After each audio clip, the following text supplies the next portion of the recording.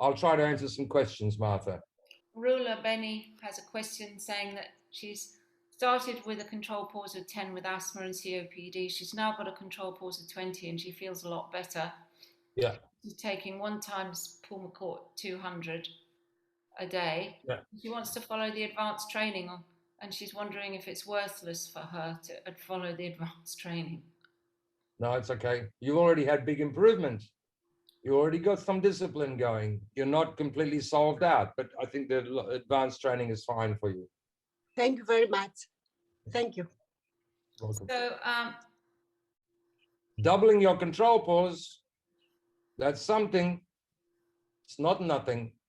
Okay, the numbers are low, but still a big deal. And particularly if you have those sorts of symptoms, you did a good job. You can benefit a lot from advanced training. Sorry, go ahead, Martha.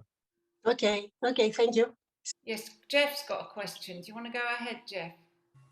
Okay, Professor Buteyko awarded red diplomas to you, Christopher, Vladimir Jack-Vidgin, who's no longer with us, I believe Alexander Stalmatsky. I was wondering how many other diploma holders are there out there?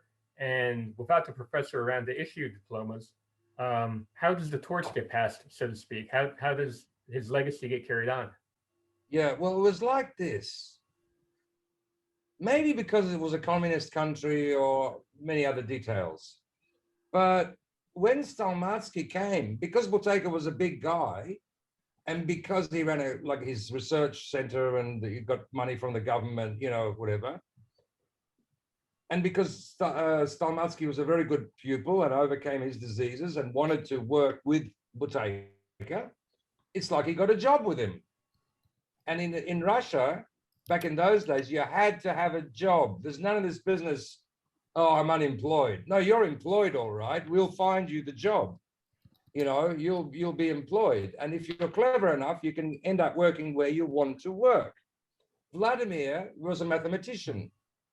Stalmatsky was like a sort of like academic dropout, rebel, sort of going around the place being sick all the time until he met Buteyko, you know. Vladimir, on the other hand, worked in mathematics department. There were a few others that mainly were academics. And Buteyko used to give lectures, and he was a fun guy, you know, like this guy who understood lots of things and was able to challenge many ideas and was quite a rebel and was showing extraordinary results.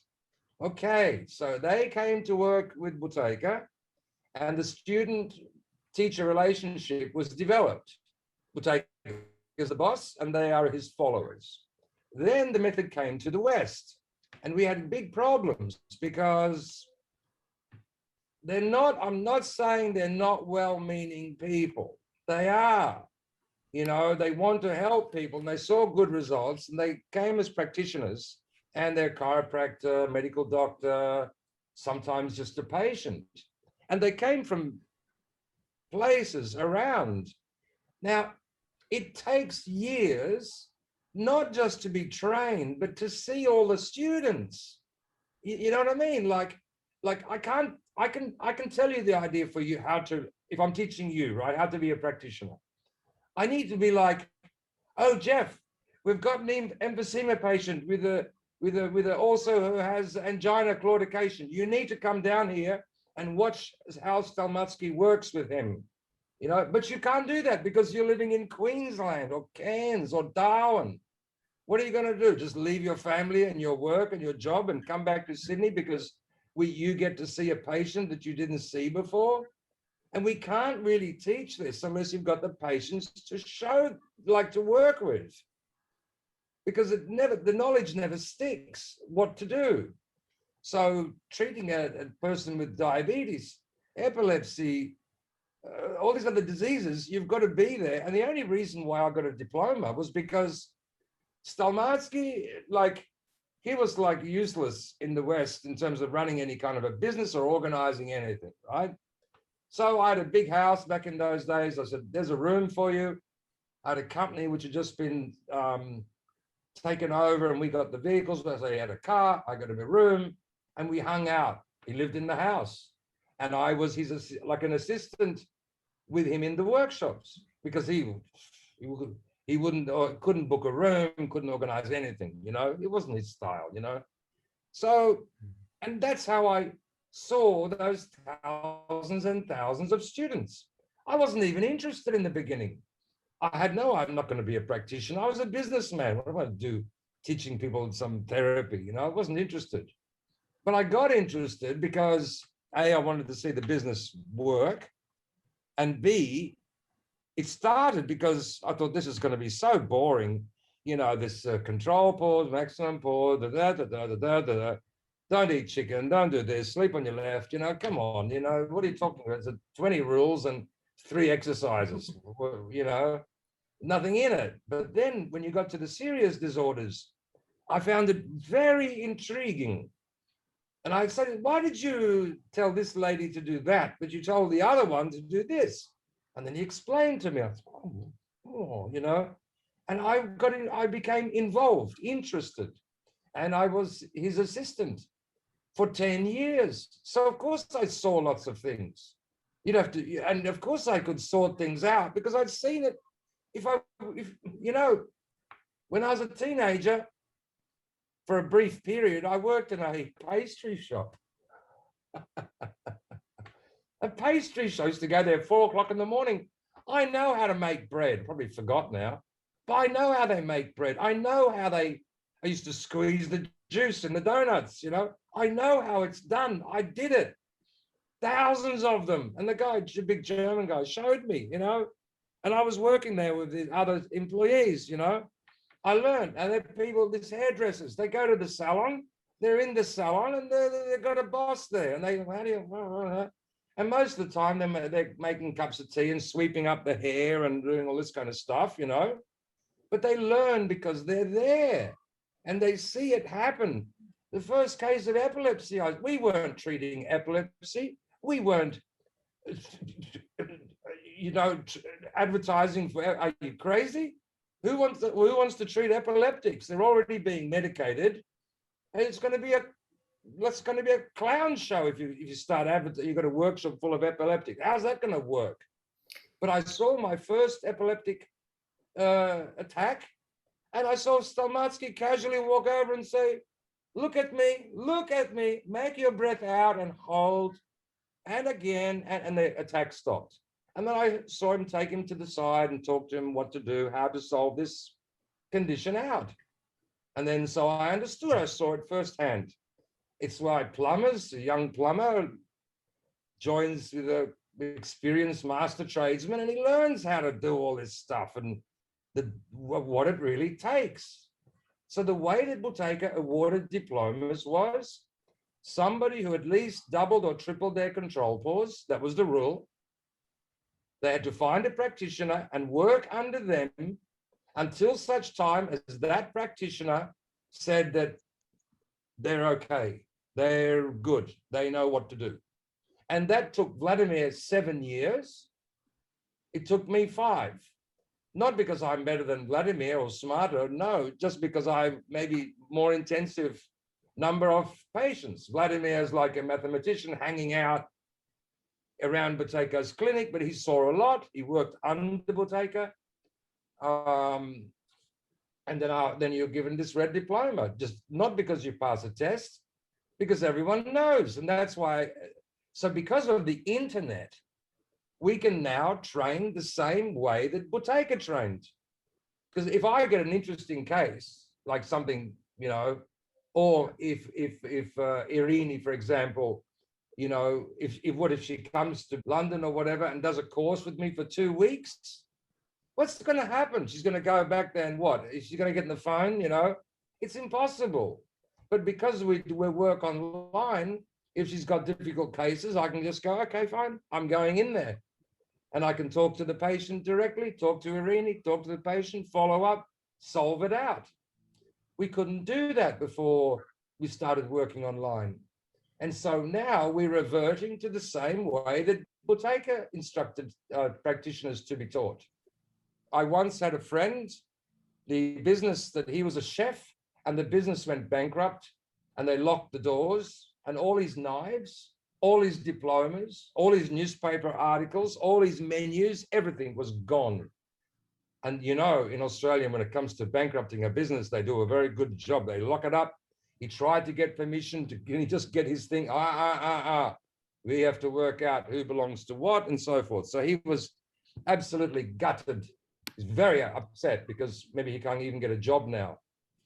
I said, I don't think so. He just went to a restaurant, explained to them the situation, and the owner of the restaurant said, fine, go in the kitchen and make me this, this, this, and this. And my friend, you know, does everything. And of course, he's a chef. You can see it. If I lose my diploma as a pianist, you got to say that word carefully. It doesn't matter if I lose my diploma, because if I get next to a piano, I can prove it. So we'll take a practitioner who knows how to get results, can get results, whether they've got a diploma or not. If they can get the results, they'll get the results. And you have to be able to predict what's going to happen as patients move through. You have to explain what to do. You have to be persuasive. You have to read the situation properly, and that takes experience. It's experience more than brains. If it took too many brains, I'd be in trouble. But experience I have. So I think that, you know, I'm hopeful that at least in our group, like Martha, you know, but we did it backwards actually, because you're supposed to start with small children, then mild asthmatics, then more moderate asthmatics, then chronic fatigue, then high blood pressure, then brittle asthma, which is a very rare kind of disturbing asthma, then complex conditions, and so diabetes and so forth.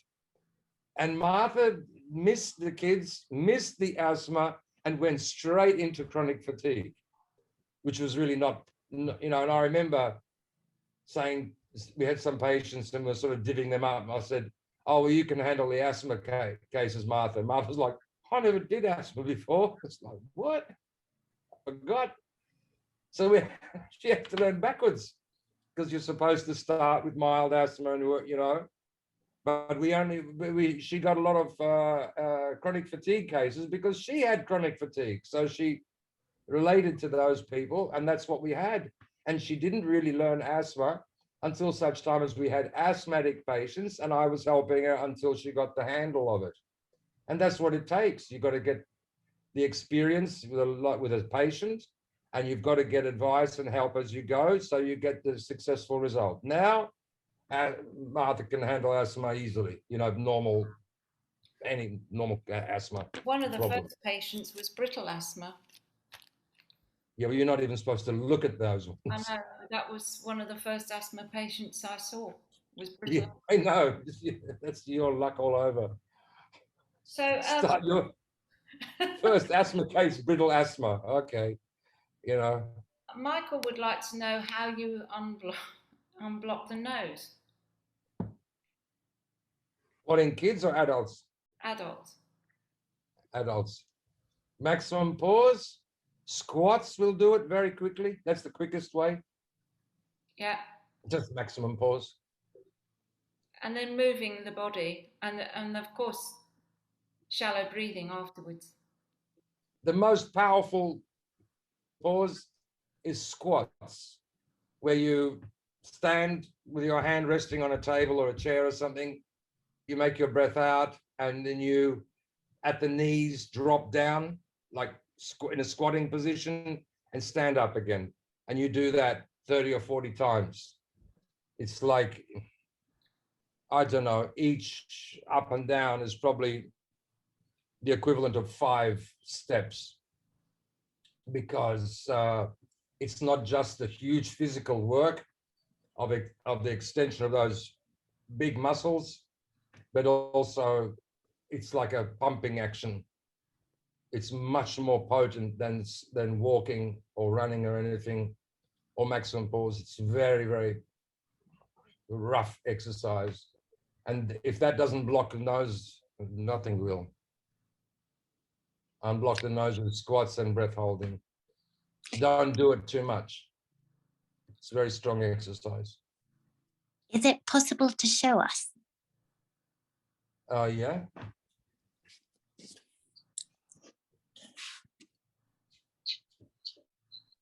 Can you? Oh, So you can't, you're not going to get everything here because, but I That's make fine. a breath in, breath out.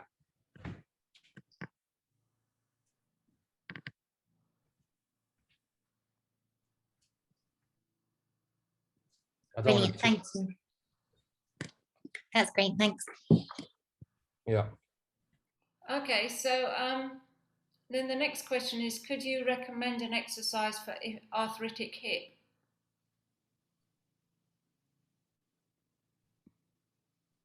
I don't know enough about it. Mm-hmm. I know that the underlying call, okay, I'm going to make a guess here. So I qualify that as it's a guess. The arthritis is deposits of, what are they called now? Plaque. Calcified deposits. Yeah, plaque. Plaque is on teeth. That's plaque. Calcified deposits on joints and so forth. It forces the joint out of alignment.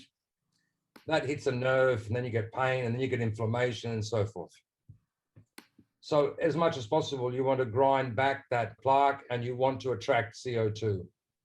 So any gentle exercise, swinging exercise, anything which moves the hip, not too stressfully, and doing pauses at the same time should bring help. But to get the inflammation down, that's not so difficult. You can do that quite easily. But to actually wear down those calcified deposits, that takes a shift in the pH, which will come, by the way. We have lots of reversals of arthritis, lots of reversals of plaque on teeth, Alzheimer's, which is plaque in the brain, prostatitis, which is plaque on the prostate. It's the body's desperate attempt to normalize its pH, and it strips calcium off bones and tries to change the pH. And when the crisis is over, this calcified deposit's now like dust in the bloodstream and nowhere to go, and then it forms. Sometimes it forms little eddies and it results in lumps, or sometimes it goes around the teeth, or it's a pH related issue. You can reverse it. But the first thing you can do is most of the pain comes from the inflammation, not just the joint.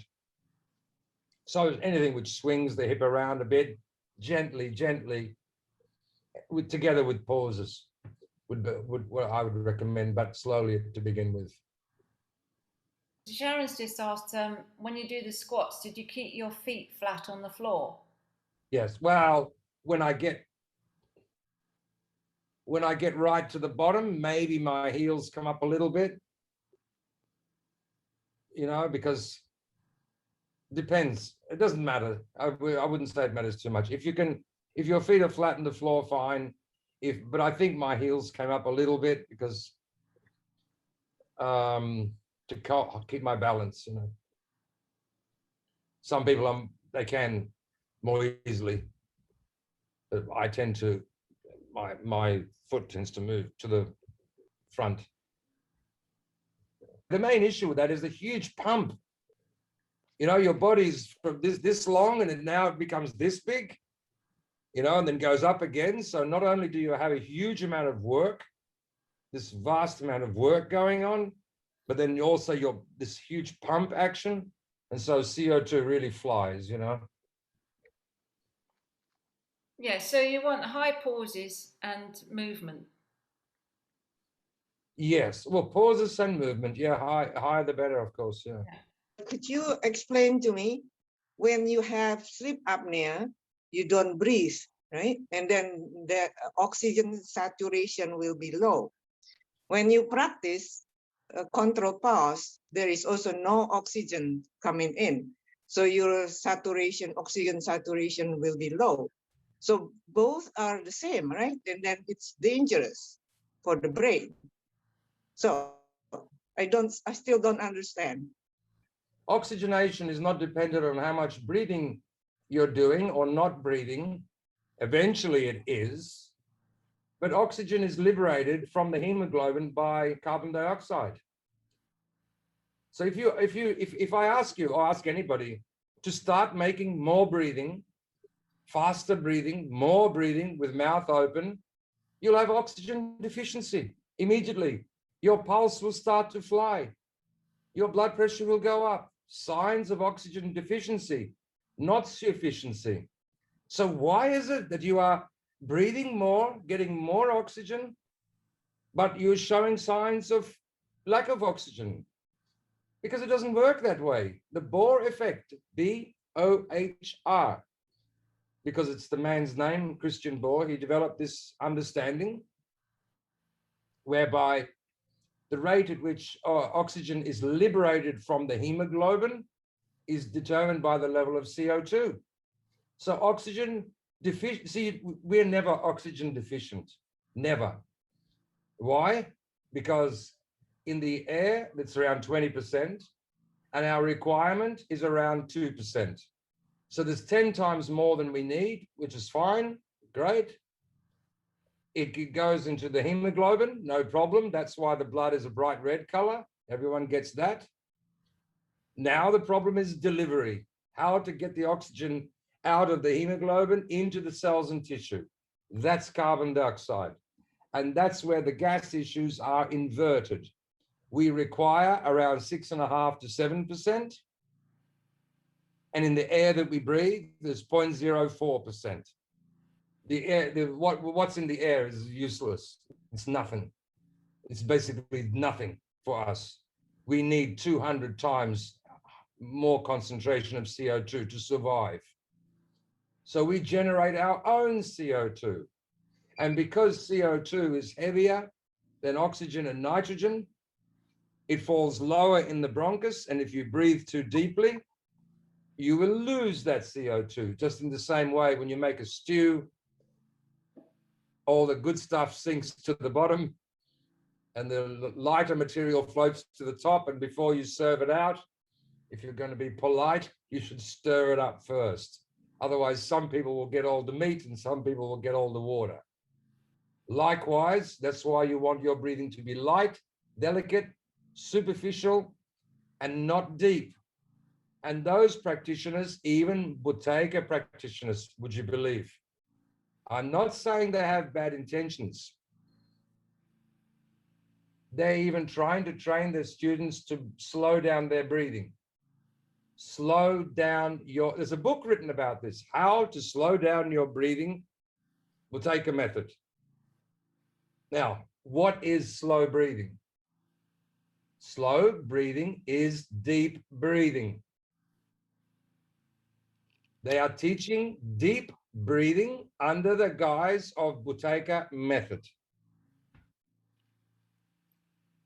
And what does Buteyko talk about? The diseases of deep breathing, shallow breathing. You know, I think the only words in English that Stalmatsky could say, and the most common words he used, was shallow breathing, small breathing, small, shallow, shallow. And they're teaching slow breathing. And there are books on the subject. Slow breathing is deep breathing. So you talk about perverting the very idea. That's what comes of improper training. Of course, you'll lose less CO2 if you breathe less. But if you deepen your breathing, you're actually, if you slow it down, the breathing will become deeper. The whole idea here is to have a shallow breathing, light breathing. And what happens with the sleep apnea? Why does the body do this for? Why does it make you can't breathe? You stop breathing because it wants to keep its carbon dioxide. And when most sleep apnea attacks, most heart attacks, most fatal asthma attacks, most psychiatric breakdown and so forth, when does that occur? Ask any hospital, they'll tell you between the hours of 3 and 6 a.m. Every nurse knows this. The graveyard shift at the hospital is a nightmare. They're busy, busy, busy at 3 o'clock in the morning in all the major hospitals because people's breathing becomes deep when they become deeply unconscious. And if you have a shallow breathing, it'll get deeper, but so what? You can manage it. But if you have already a control pause of 10, by 3 o'clock in the morning, you're actively breathing now for not for 6 people, but for 10 people. And that's when your strokes, that's why all these old people, they're up early in the morning because the body's like, get up or you're gonna die. So that's why all the old folks are up at 4 o'clock in the morning watching the sunrise, have a nap in the afternoon. They know, you know, they know that they've got to be up. They can't, a teenager can sleep in 11 o'clock, no problem. Plenty of CO2. But an older person, they know. And Buteyko said, and it's not because he's a Buddhist or anything, but even Lord Buddha said it, so many said it, the proper amount of sleep at a time is between 3 to 4 hours. Doesn't mean you can't sleep more than once a day. That's permissible. But to sleep more than 3 or 4 hours at a time is not healthy. And all your big brain thinkers, all your philosophers, all your people who have to do big strategic work, they know that. And they don't sleep for more than 3 or 4 hours at a time. Otherwise, they lose their concentration, they lose their focal, they lose their edge. And so sleep apnea, you're over breathing, losing CO2, and the body says, no, we're going to pull that back. And the combination of vasometer, respiratory center kicks in, you stop breathing. And asthma patients, they breathe too much and they breathe too deep. And what happens? Spasm comes. Spasm stops them from breathing. And that's why until the introduction of bronchodilating medications, there was no known deaths from asthma. And that's why up until bronchodilating medications, asthmatics used to outlive non-asthmatics. Yes, they're a little bit not as healthy. That's right. Not as fit, not as strong, but they used to outlive them. It was well known. And then they started, who can blame them? But you take a bronchodil, you get relief. Thank God, at least you can play sport and live a normal life. But the problem is you break the mechanism, which is designed to say the body, what I would take his method and his understanding turns the whole medical principles on its head, actually. And you realize that the human body is like this, like frantic, what do you call it, like captain of a ship or something, desperately trying to keep everything organized, trying to keep everything alive. And so you learn medicine from people who are very sick. You can see what the body's trying to do. You know, these athletes complain of lactic acid. Oh, my muscle pain, it's killing me, I can't exercise. Why? Because they haven't got enough carbonic acid and their pH is going to shift over to 8 and they'll drop dead. Yes, very fit, very healthy, unfortunately drop dead at the same time. What does the body do? Desperately trying to make some replacement for no carbonic acid, deficiency of CO2 because you're a mouth breather. What does it do? It delivers lactic acid. Lactic acid, not very nice, painful, but didn't die, which is always useful. So, you know, and then the sleep apnea, the misery. Who wants to have sleep apnea? Who wants that? Horrible, but better than dying. That's why the body goes, whoa, we're losing too much CO2. We'll create an apnea. And what is an apnea? Everybody has apnea. That's that time between each breath. We extend the apnea. And what does the medical world do? Puts you in a machine. It's like sleeping next to Darth Vader, according to one of our Irish patients. One of our Irish patients, she's a very funny lady. Her husband is so happy because he doesn't need a sleep apnea machine anymore. She claimed it was like sleeping next to Darth Vader. Thank you for stopping his snoring. He's actually stopped snoring. Yeah, he hasn't really snored much now anymore. He was using the sleep apnea mask. I just nicknamed him Darth Vader because that was making more noise than he was. This is good. So well done. And what happens within yeah, they have to practice a bit, get on the machine, get off the machine, and they can be out of this stuff completely. Usually within a couple of weeks. It just depends how severe the condition is, you know. So these symptoms, that's why you have this very peculiar phenomena.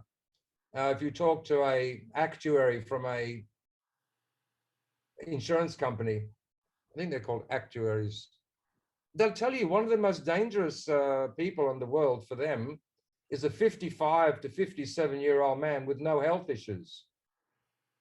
57, no injuries, no nothing, no health problems, not much, just normal stuff, no medications, no complaints, clean bill of health, drop dead.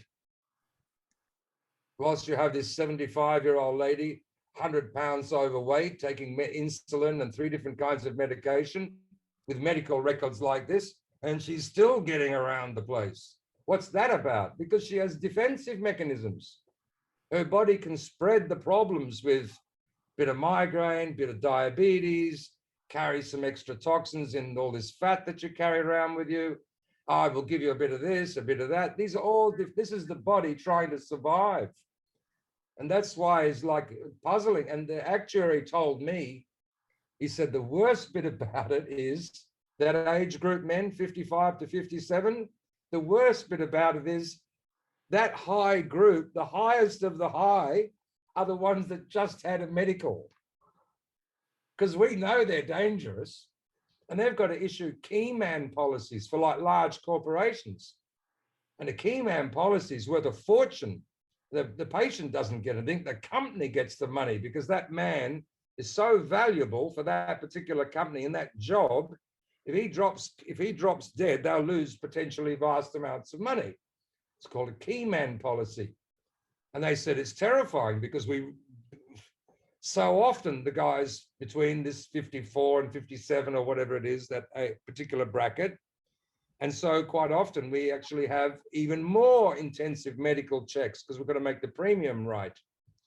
And sure enough, is so often the case, everything is absolutely perfect and drop dead.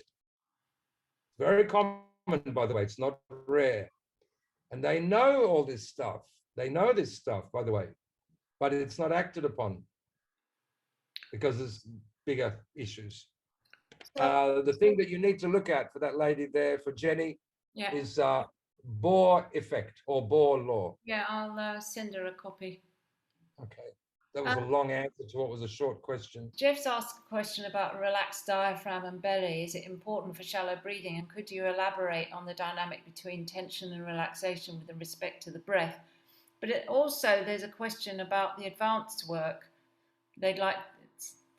People would like to know more about what the advanced training is involved. And I thought the two sort of tie in, don't they? They do. They do. See, if you want to relax, everyone knows you can have a marijuana cigarette, you can have a massage, you can have a scotch and coke, you can, a lot of things will make you relax. Of course, they work too, by the way. They're not fake, they work. The problem is they only work for a while and the problem comes back. And quite often it comes back with interest, it comes back even as a compensation mechanism. So the only way to really relax is the relationship between the belly and the brain or mind. The mind isn't brain, but let's just keep it in that simple rationale. If you can't develop a mentality of relaxation, you can do some stretching, you can do some yoga perhaps, you can take a sauna, you can do lots of things to relax. But any kind of controversy, mental controversy results in tightening of diaphragm. That's it. And if diaphragm gets tighter, your breathing gets deeper. That's it. If you're focusing on it, okay, you can ameliorate it to some degree. Yes, you can relax the diaphragm. Sure you can. And you should do it, by the way. But it's like a what do you call it? Like a tire. a bicycle tire with a hole in it, you know, you can pump it up. That's right. It will go flat again. And you pump it up again, it will go flat again. So in order to fix this problem, you've got to develop the intellectual reason why you shouldn't be so you're more relaxed. And it all comes down to misidentification, mind-body mechanism stuff and so forth. And you have to develop some methods so that you can relax. Relax at its source, not just superficial relaxation. Otherwise, you might as well just have a Scotch and Coke. Oh, beautiful. Very nice. But what? As soon as the alcohol is worn off, you get even worse. You get more stressed, not less. So it's not worth it. I remember in Hong Kong, come 6 o'clock at night and all the offices all empty out and there's all these bars, you know, it's just all executives just like feeding out onto the footpath with the drinks, you know. It's what, are they thirsty or something? There's always stress all day up to here, you know, and they just can't wait to get there because as soon as you're halfway through your second scotch, it's like, the world becomes a little easier. Yeah, because the vessels dilate in the thing and your breathing is suppressed when you take alcohol. That's all. Breathing becomes suppressed and you can do meditation, that'll help too. But once again, it's always the same thing. It's environmentally, it's too much of it is environmental. If you get a very high stage of understanding the nature of things, which can come through meditation, sure. But if you're just sitting still, being quiet, watching your breath and so forth, yeah, as soon as you're not in that environment again and you're back in the, you know, driving a taxi in New York City or something or whatever, forget all that stuff. You're back into the thing again. So you have to have an intellectual position. And the intellectual position we take or we learn and we discuss and we practice in the advanced course is to remove controversy. And we can do it. And not only that, people's pauses increase just through their mental work.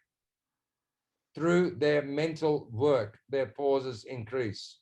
The only way that you can increase your pauses normally is by pushing and pushing and pushing with these maximum pauses, which I'm sure you all love doing. But this is another way. This is a way where you use your mind, and your mind will allow your pauses to improve by themselves. Your underlying concerns and controversies create what goes on. Well, it goes back to ancient times, of course. Any controversy is considered a threat, and the body goes into threat mode. I'm going to be damaged, I'm going to be injured, and I may need to fight or I may need to run. So as soon as you're threatened, you see a snake, a wolf, or whatever, then what will happen is your diaphragm will tighten. And if the diaphragm tightens, that action it will deepen the breath. At the same time, various hormones like, you know, some ephedrine or whatever is discharged into the body to make your muscles become tighter, including intercostal muscles. Breathing become deeper again. Dump an initial supply of oxygen. First supply of oxygen is dumped. Now you're full of a high level of energy. Focus comes into line. Acuity of eyesight improve. All kinds of things start to change, which is very useful, because if you're meeting an enemy who's dangerous, you want to be on top of your game. If, on the other hand, the problem is a social problem, or someone's insulted you, or your bank is trying to rip you off or something, it's not a really appropriate physical response unless you're going to murder the bank manager or something, or physically fight some government law. It's ridiculous. These are intellectual problems, not physical problems. But because we evolved very slowly physically, but society has evolved very quickly. And don't forget, in ancient times, we had very little social contact. Food was very simple. Physical work was enormous. People worked from sun up to sundown, basically. You're sedentary by comparison. Food is very rich. And the level of information that you have to digest is 1,000 times more what it was in ancient times. Because some farmer there, every time he meets his neighbor, which is once every 2 weeks, they talk about the same pig that escaped 3 years ago, because nothing happened since. And that's it. And you digest more news before you've had your cornflakes. Which country is going to nuke the other one, you know, which virus is coming to get you, or where all your savings are going to disappear or whatever. You're threatened absolutely ad infinitum and continuously. And what do? And diaphragm becomes tighter, breathing becomes deeper. And because breathing, the subtle thing about it is that you do it 20 to 30,000 times a day. 20 to 30,000 times. So you don't need to make much of a mistake. It adds up very quickly. If I stole $1 from you, you wouldn't care. So what? It's only $1. But if I stole $1 from you 20 or 30,000 times a day, you'd care. And that's what's happening with the breathing. It starts to add up very quickly. And that's why it has to be shallow. It has to be to the point of air hunger. And you have to push your pauses and overcome your symptoms, which are your body's attempts to survive. It's desperately trying to survive. Frantically trying to survive. You know, when a person has emphysema or this COPD, they don't have really oxygen deficiency. I know they give them oxygen, and because of the principles around hydraulics, they get more oxygen and peripheral oxygen improves and so forth.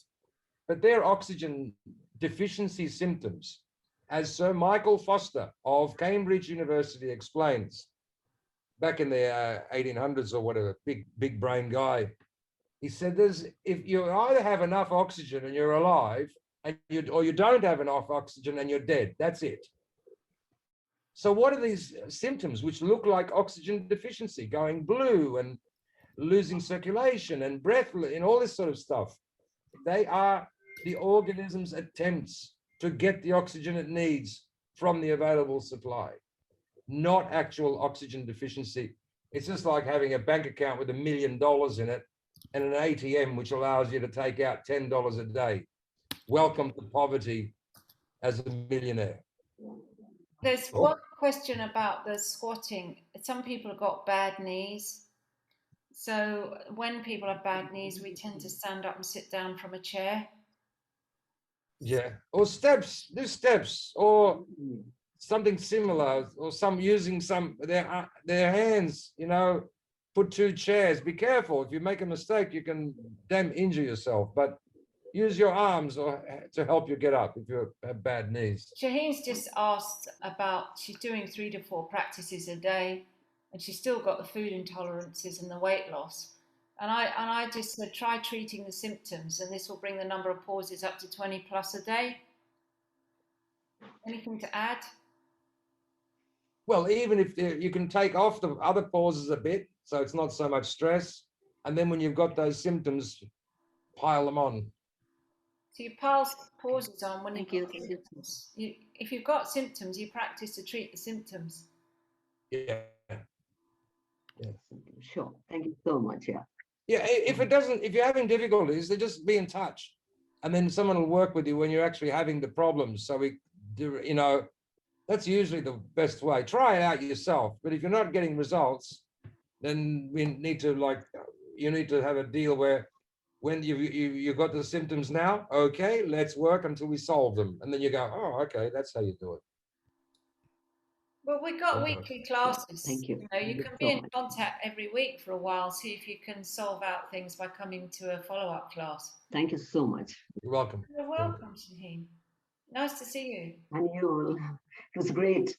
I was feeling so enlightened after having this conversation with you all. It's lovely. So thank you. Thank you. You're welcome. I'm curious when and how the self-realization or mental work covered in advanced course, at what point did that get incorporated into Buteko's method? Is that something the professor that came to him, or is it something he came across in From what I remember, he read yogic text at one point. I'm No, just curious about the background. yeah, there was a few things that brought that together.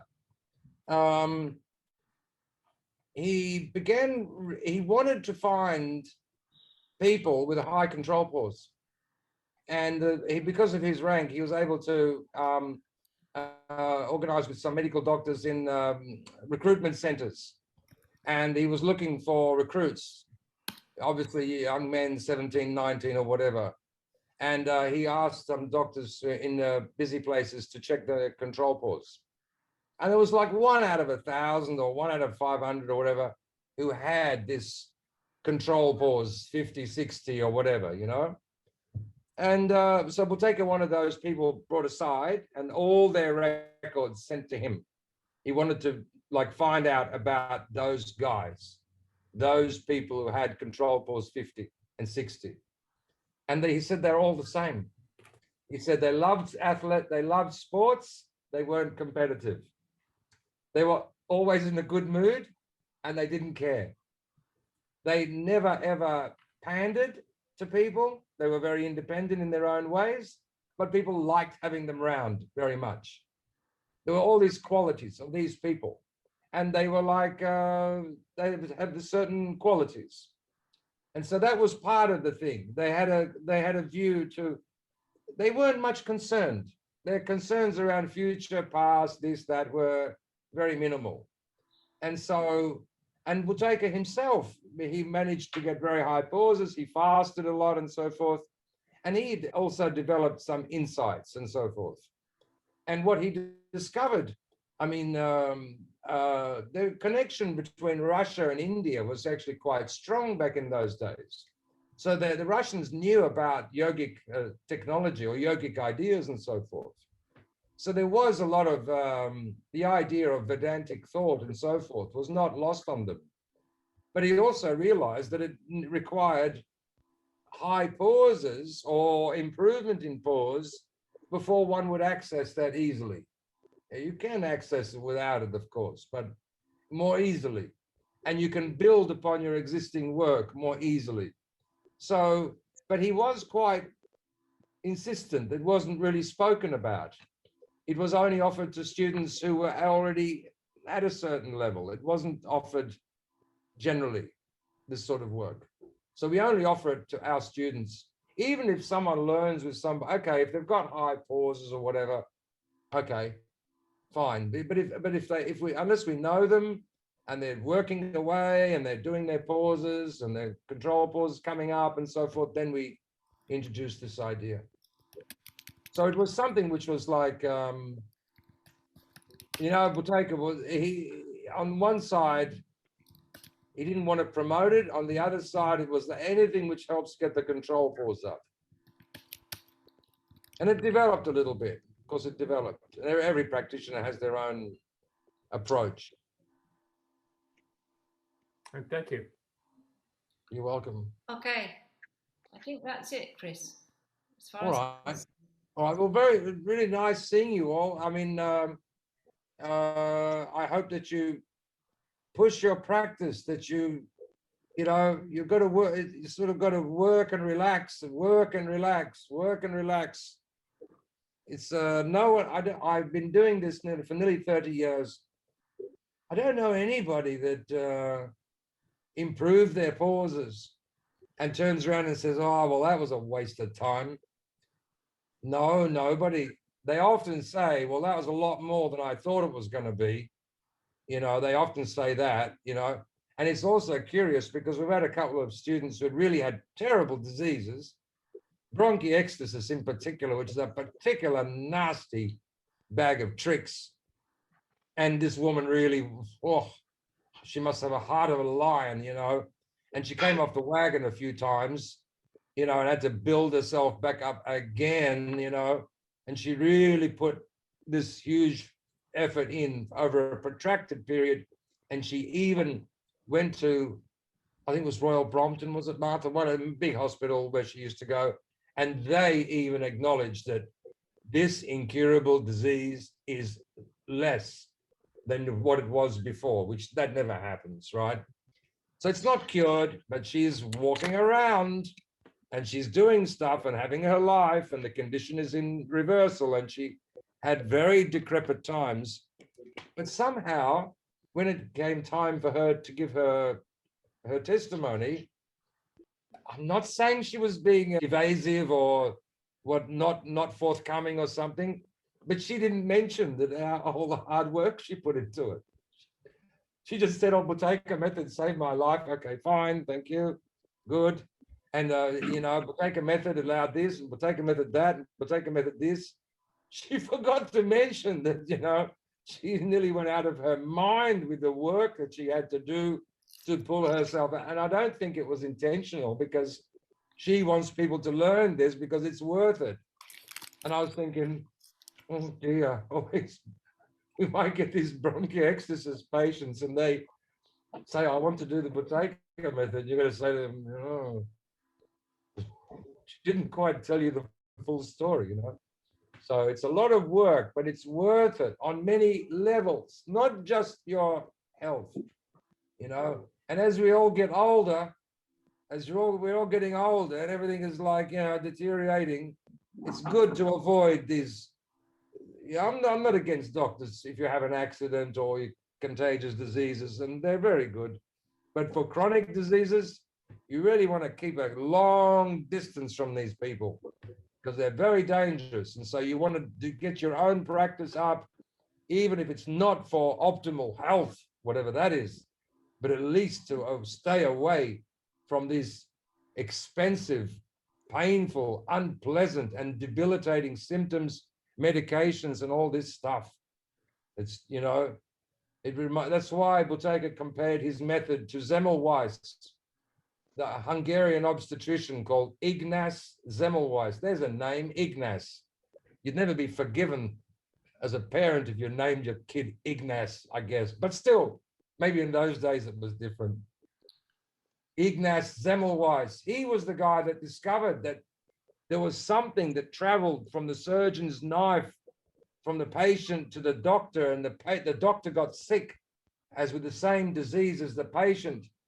And he began this neurotic sort of campaign to implement hygiene. And he got these incredible results where women didn't die in childbirth and all these horrible diseases. And he started going into kitchens and cleaning them up, and people weren't getting sick.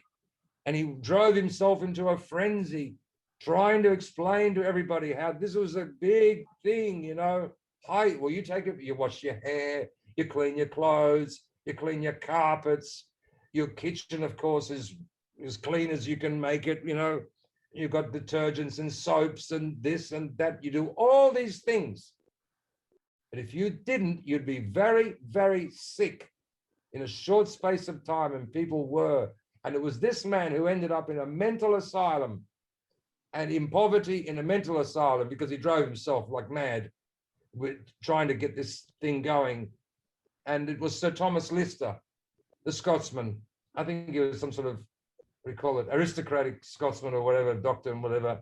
And he took on the work of this Hungarian guy and got it through. And all of a sudden, doctors, of course we sterilize it. Of course, well, of course we do. Yeah, right.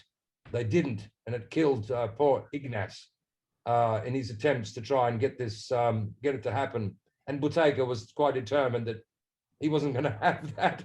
And that's why he wanted to prove everything so there could be no argument, because they fought Ignaz Semmelweis every step of the way, despite his evidence. He didn't have the scientific evidence maybe enough to be able to speak to them, in a proper way. I don't know what the full story was, but Buteyko wasn't going to have that. And that's why we have biochemical analysis and very, very thorough documentation of everything. And Buteyko learned it doesn't work anyway. So they don't care. It's good for us to read maybe, but they don't care.